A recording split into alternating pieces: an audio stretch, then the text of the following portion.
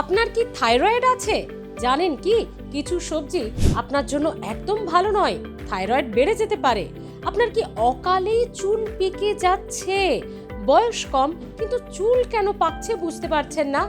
একেবারে ত্বক নিষ্প্রাণ নিস্তেজ হয়ে গেছে। কি করবেন আপনি?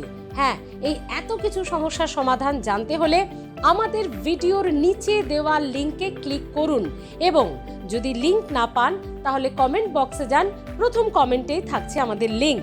সেই লিংকে ঢুকুন। এই এতগুলো সমস্যার, গুরুত্বপূর্ণ সমস্যার ঘরোয়া সমাধান পেতে অবশ্যই লিংকে আপনাকে যেতেই হবে।